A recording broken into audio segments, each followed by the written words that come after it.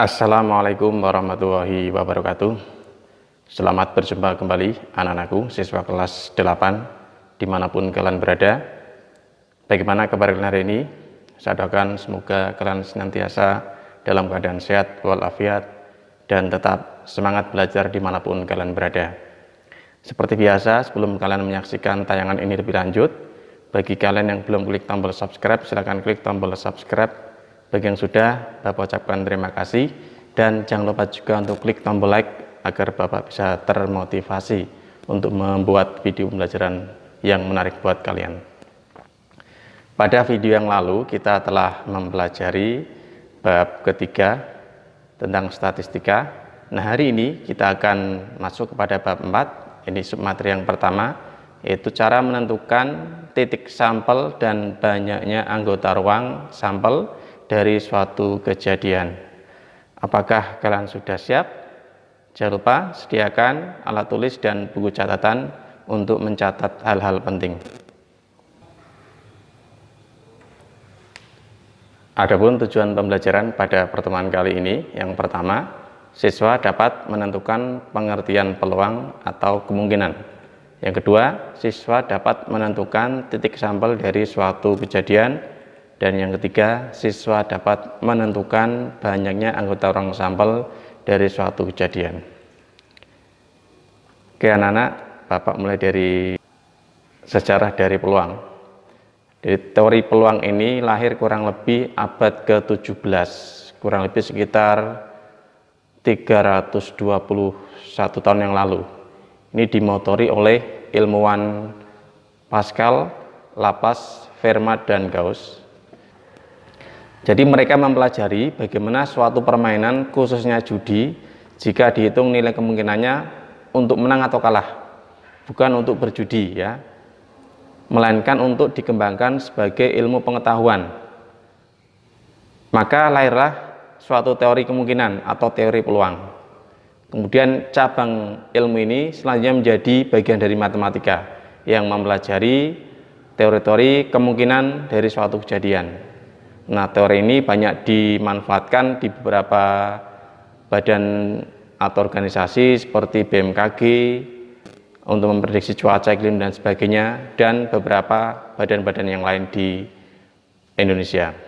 Berbicara masalah peluang, maka kita tidak asing dengan alat-alat seperti koin, kemudian dadu, kartu bridge, dan sebagainya. Bahkan ada kartu domino, ya, kemudian anak panah, dan sebagainya. Ingat, kita mempelajari peluang ini dengan catatan kita nanti akan paham dan sepakat bahwa berjudi tidak baik karena banyak mudaratnya. Di samping itu bertentangan dengan perintah agama dan negara. Jadi yang perlu kita garis bawahi, kita mempelajari di sini hanya sebagai kita ambil ilmu kemungkinannya, bukan dipraktikkan sebagai alat untuk berjudi ya anak-anak ya. Jadi pengertian dari peluang artinya adalah cabang dari matematika yang mempelajari kemungkinan dari suatu kejadian. Oke, kita akan mempelajari apa sih itu titik sampel dan ruang sampel. Nah, untuk mempelajari ke sana, Bapak ajak kalian untuk memahami atau melihat kejadian pengetosan atau pengundian atau pelemparan ya. Kita gunakan saja kata-kata pengetosan. Bukan pelemparan, karena kalau pelemparan nanti uangnya hilang, tidak kita ambil kembali. Pengetosan satu keping uang logam. Nah, saya ambil contoh ini, uang logamnya seperti ini. Nah, kalau kita mengetos atau mengundi satu keping mata uang logam, maka hasil yang mungkin muncul atau keluar yang pertama adalah ini anak-anak ya. Kita sepakati ini ada angkanya, maka kita sebut sebagai angka. Kemudian hasil yang kedua yang mungkin muncul, nah bisa seperti ini. Ini secara dominan yang muncul adalah gambar, maka kita sepakati ini sebagai nama gambar atau simbolnya G, angka tadi A ya. Dengan demikian, untuk pengetosan satu keping uang logam, maka hasil yang muncul bisa angka, bisa gambar ya. Nah, angka dan gambar ini yang muncul selanjutnya disebut atau dinamakan sebagai titik sampel ya, titik sampel. Kemudian kalau kita himpun dalam satu himpunan, hasil yang mungkin muncul tadi A dan G kita himpun dalam satu himpunan,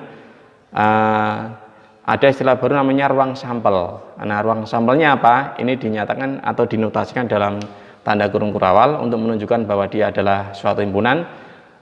Anggotanya adalah A dan G. Kalau kita hitung ada berapa banyak anggota dari ruang sampel, kita nyatakan dengan N. N dalam kurung S ini ada 2, yaitu A dan G.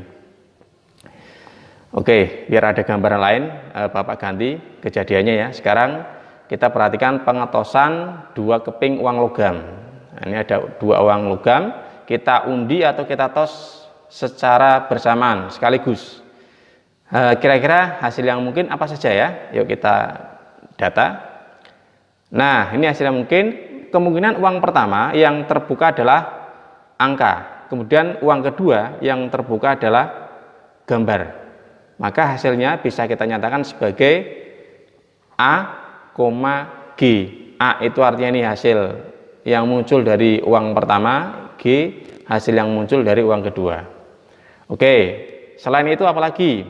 Sama ya, hasil yang mungkin muncul pertama kali untuk uang pertama adalah angka, kemudian uang kedua yang mungkin muncul adalah angka juga, sehingga hasilnya adalah angka, angka.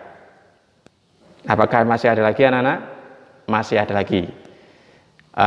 Uang pertama misalkan munculnya gambar sekarang ya, gambar ya, kemudian uang kedua munculnya gambar juga, maka hasilnya bisa kita nyatakan sebagai G, G. Kemudian yang berikutnya, uang pertama munculnya gambar, masih G ini, uang kedua munculnya angka, sehingga bisa kita nyatakan sebagai gambar G, A. Hasil yang mungkin muncul semuanya tadi ini kita sebut sebagai titik sampel. Nah, kalau kita himpun dalam suatu ruang sampel, ada berapa banyak anggota ruang sampel? Ya, banyak anggota ruang sampelnya adalah ada 4 ya, 1, 2, 3, 4. Oke, sudah mulai ada gambaran anak-anak ya. Bagus, kita lanjut ke kita berikan contoh yang lain. Sekarang kita data misalkan kejadian pengetosan. Nah, sekarang 3 keping uang logam. Nah, 3 uang ini akan kita tos sekaligus. Nah, nanti yang muncul apa saja. Baik, caranya sama seperti tadi ya. Kemungkinan yang pertama, uang yang pertama terbuka atau muncul angka. Kemudian uang yang kedua munculnya bisa angka lagi. Nah, yang ketiga munculnya bisa angka juga. Sehingga triple A hasilnya ya, A. Oke, kita lanjut. Sekarang kita variasi di uang yang ketiga. Uang pertama dan uang kedua kita anggap hasilnya sama. Uang pertama muncul angka, uang kedua muncul angka, dan uang ketiga sekarang muncul gambar. Sehingga hasilnya adalah A, G. Bisa memahami alurnya ya. Oke, sekarang kita uang ketiga sudah habis variasinya. Sekarang kita ke uang yang kedua. Uang pertama masih A munculnya, uang kedua sekarang munculnya G. Nah, uang ketiga munculnya bisa angka ya. Kita tulis dulu hasilnya berarti A, G, A. Dan berikutnya uang pertama muncul angka, uang kedua muncul gambar, uang ketiga bisa muncul gambar. Sehingga hasilnya bisa dinyatakan sebagai A, G. Apakah masih ada anak-anak? Masih ada. Uang ketiga sudah habis variasinya, uang kedua juga sudah habis variasinya. Sekarang kita munculkan uang pertama. Tadi kan munculnya A, sekarang uang pertama munculnya adalah G. Nah, misalkan uang pertama munculnya G, uang kedua munculnya bisa A, uang ketiga munculnya bisa A. Jadi hasil yang mungkin adalah G, A. Berikutnya, uang pertama muncul G, uang kedua muncul A, uang ketiga muncul G. Hasilnya adalah G, A, G. Apa masih ada? Masih ada. Uang pertama muncul G, nah uang kedua sekarang muncul G ya. Kemudian uang ketiga muncul A. Hasilnya G, A. Kemudian satu lagi, uang pertama muncul G, uang kedua muncul G, uang ketiga muncul G. Hasilnya triple G atau G, G, G. Nah ini dari triple A sampai triple G ini disebut sebagai titik sampel. Ada berapa anak? Banyaknya anggota orang sampel? Ada 8 ya. Dari atas sampai bawah ini ada 8. Oke, sudah mulai paham ya? Nah sekarang coba kita alihkan ke kejadian yang lain sekarang. Kejadian pengetosan satu buah dadu. Pernah pegang dadu? Pernah lihat barangnya seperti apa? Kurang lebih seperti ini. Nah, ada bentuknya kubus, ada 6 sisi ya. Setiap sisi mewakili satu mata dadu yang dinyatakan dengan titik atau nokta ya. Nokta 1 itu melambangkan angka 1, nokta 2 melambangkan angka 2 dan seterusnya sampai nokta 6 itu melambangkan bilangan 6. Nah, kalau kita mengetos satu dadu, hasil yang mungkin adalah bisa 1, bisa mata 2, bisa mata 3, bisa mata 4, bisa mata 5, bisa mata 6. Nah, 1 sampai 6 ini itu disebut sebagai titik sampel. Nah, ruang sampelnya siapa saja? Ya, kita himpun semuanya dalam tanda kurung kurawal dari 1 sampai 6 ya. Banyaknya anggota orang sampel adalah 6 ya, dari 1 sampai 6. Oke, sudah jelas ya? Oke, sekarang kita lanjutkan. Kejadian pengetosan 2 buah dadu. Nah, sekarang 2 buah dadu kita tos secara bersama-sama. Nah, hasilnya mungkin kira-kira berapa? Ayo, sudah bisa menebak? Kalau 6 dadu, 1 dadu ada 6 ya. Kalau udah dadu ada berapa? Ya, ada yang menjawab betul, ada 36. Caranya tinggal kita kalikan saja ya. Hasil yang mungkin dari 1 dadu kan 6. 2 dadu berarti 6 kali 6, hasilnya 36. Nah, karena banyak, Bapak tampilkan dalam tabel seperti ini. Ini ya, saya jelaskan. Untuk baris ini menunjukkan ini dadu kedua. Kemudian kolom ini menunjukkan dadu pertama.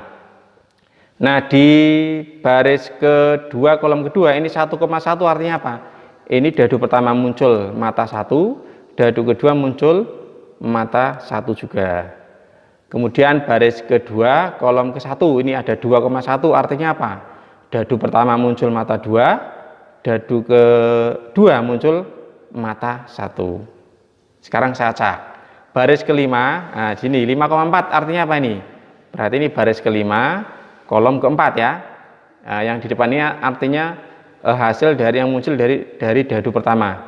Kemudian yang belakang ini hasil yang mungkin muncul dari dadu kedua. Berarti ini dadu pertama muncul mata 5, dadu kedua muncul mata 4. Nah, begitu ya anak-anak ya.